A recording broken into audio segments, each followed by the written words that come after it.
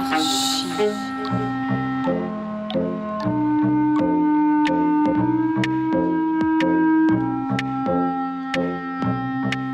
Bonjour, bienvenue dans Archi Urbain, l'émission qui vous parle d'architecture et d'urbanisme. Au menu de cette émission, je vous donne rendez-vous avec Vincent Dehon du bureau GS3 Architectes Associés pour vous parler de la rénovation du bâtiment Louise Centre.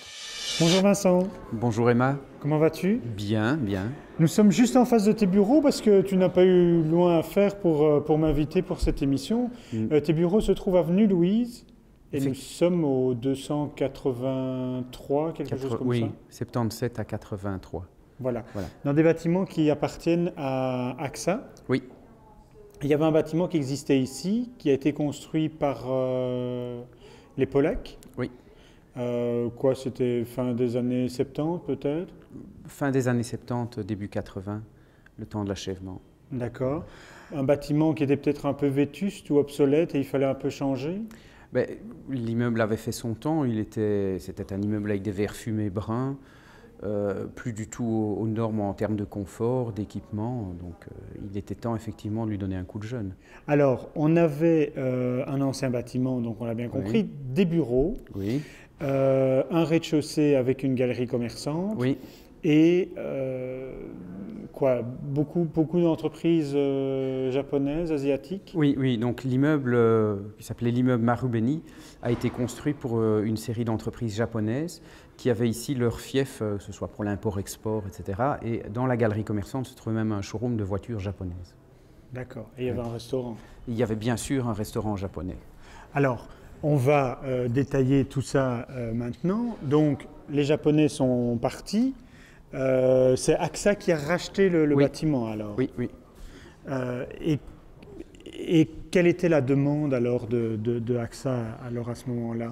La demande d'AXA, c'était de remettre son immeuble au goût du jour sur le marché. Elle voyait bien que celui-ci vieillissait, que les espaces se morcelaient.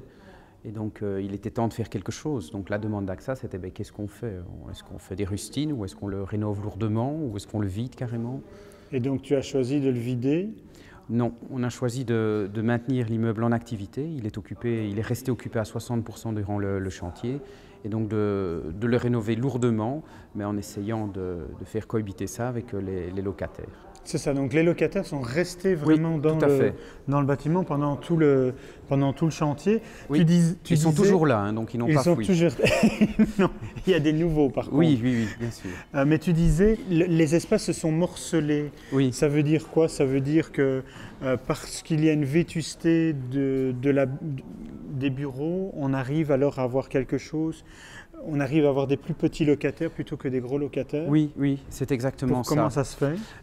À partir du moment où le confort n'y est plus, que ce soit en termes d'équipement, en termes de confort chauffage simplement ou ventilation, les loyers baissent et puis les grands locataires, ceux qui prennent beaucoup de surface, déménagent vers quelque chose de plus neuf et en meilleur état. Et alors ici, pour remplir l'immeuble, la tendance est effectivement au morcellement. Alors, venons un peu à deux points ici dans la rénovation. L'intérieur, l'extérieur. L'intérieur, la volonté était, comme tu viens de l'expliquer, de remettre le bâtiment au goût du jour. Ça veut dire quoi? Ça veut dire de le rendre plus performant énergiquement? Oui, mais ça c'est clairement, c'est l'ensemble. Quand on se balade ici dans le bâtiment, au niveau du lobby, il n'y a plus aucune trace du passé. Donc on circule dans l'immeuble comme si c'était un immeuble neuf. Alors immeuble neuf aujourd'hui, ça doit être effectivement, il y a les matériaux, il y a l'aspect général, il y a les performances énergétiques, il y a les équipements, il y a les espaces aussi. Voilà, par exemple ici on est dans le lobby qui est un espace qui sert à accueillir les locataires pour faire des petites apartés, des choses comme ça, qui sont des services qu'on doit aujourd'hui offrir dans un immeuble de bureau. Alors, tu dis performance énergétique, j'ai vu sur la façade, il est green. Il est BREEAM, pas green, BREEAM. BREEAM est un label international pour les immeubles de bureau. Alors, on a obtenu, il y a une classification, on a obtenu un label Excellent. Il y en a encore un juste après au-dessus, mais lui est vraiment uniquement accessible aux immeubles de bureaux neufs. Excellent, on va dire que aujourd'hui, les immeubles de bureaux qu'on construit peuvent atteindre ce label. Voilà, donc on est vraiment très très haut là-dedans.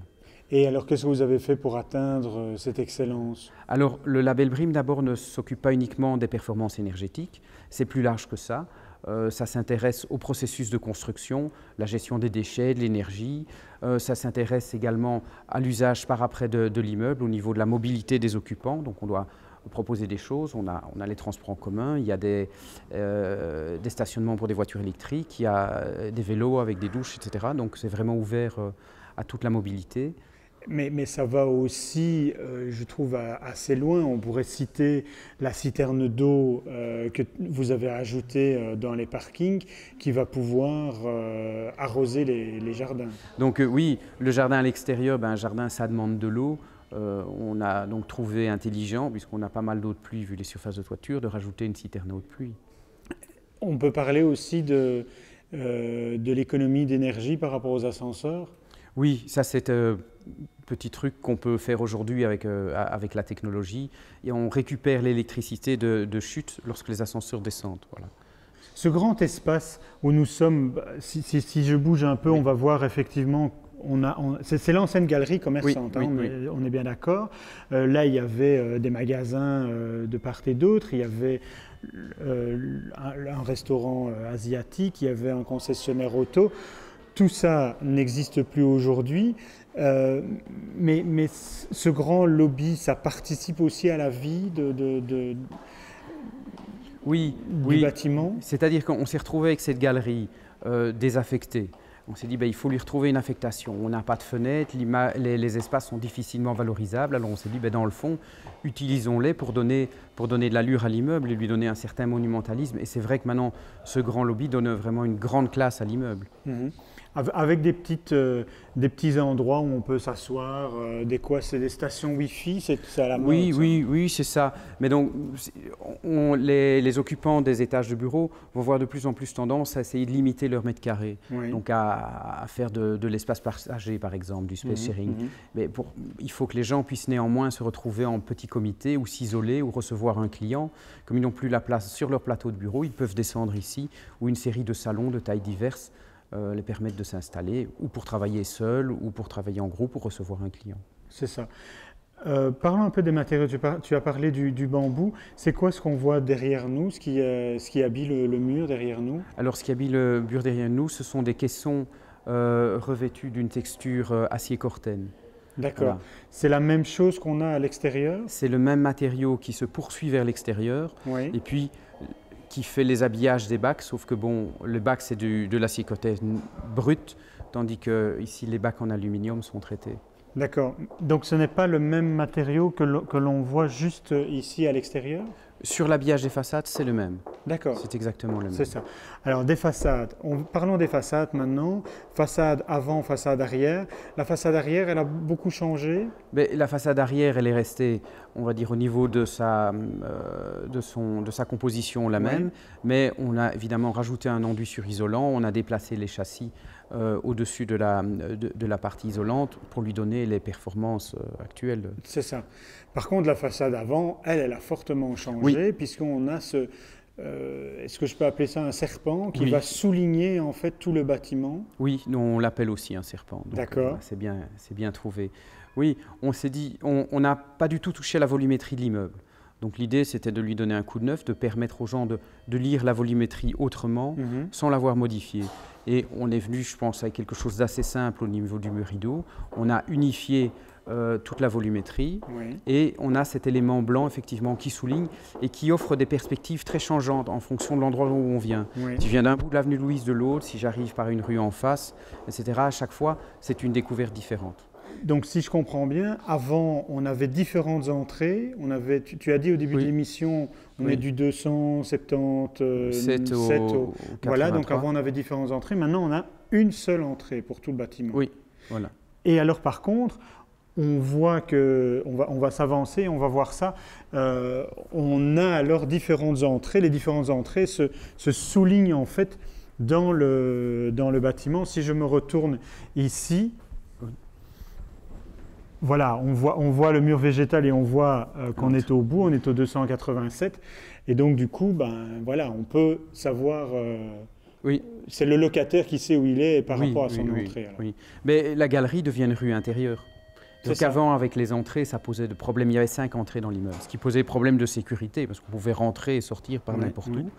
Là maintenant, tout le monde passe par le gardien et on emprunte cette rue intérieure et on y voit dès le début, on voit clairement le numéro où on doit se rendre, sinon le gardien est là pour aider. Je sais que tu dis souvent qu'un bâtiment ne peut être réussi que si les toilettes sont réussies. Oui. Et donc, est-ce qu'on peut inviter le téléspectateur à pousser le nez jusqu'aux toilettes? Non, il n'y arrivera pas. Alors, on va regarder les images parce qu'il y a un petit détail important. Expliquez un peu cet intérêt pour les toilettes. Oui, bon, voilà, moi je pense, c'est comme quand on va au restaurant, si les toilettes ne sont pas à la hauteur, ben, le repas est décevant. Voilà. Aussi bon soit ce qu'il y a dans l'assiette. Ici, on s'est dit, ben voilà, les toilettes, il faut qu'elles soient réussies. Et en plus, on a voulu avoir une approche, on s'est dit, au lieu de faire des toilettes asexuées comme on a généralement dans les immeubles, on s'est dit, ben, on va en faire une très féminine et une autre très masculine. Et c'est comme ça qu'on est arrivé. Et tu as fait un petit sondage pour arriver à savoir… Oui, donc pour les toilettes masculines, ça va. Ça, je peux encore maîtriser. Donc, on a demandé en fait aux collaborateurs mâles du bureau de choisir les revêtements pour la partie toilette homme et aux collaboratrices. Donc, pour choisir les matériaux. Les toilettes ne sont ni bleues ni roses, elles sont foncées, imitation cuir chez les hommes et plutôt fleuries chez les femmes. Légèrement chez les femmes. Voilà. C'est joli, non? Oui, je pense que c'est agréable. Vincent, tu aurais un mot de la fin pour cette émission? Oui, mais je voudrais ressouligner le plus grand défi de cet immeuble, qui est un défi pratique, ça a été de transformer lourdement cet immeuble en maintenant les locataires. Je pense qu'à cette échelle-là, à Bruxelles, ça ne s'était pas encore fait. Voilà, et le défi est réussi. Vincent, je te remercie pour ces nombreuses explications. Vous pouvez voir et revoir cette émission sur www.archiurbain.be. Vincent, à bientôt. À bientôt, Emma. Merci beaucoup. Au revoir.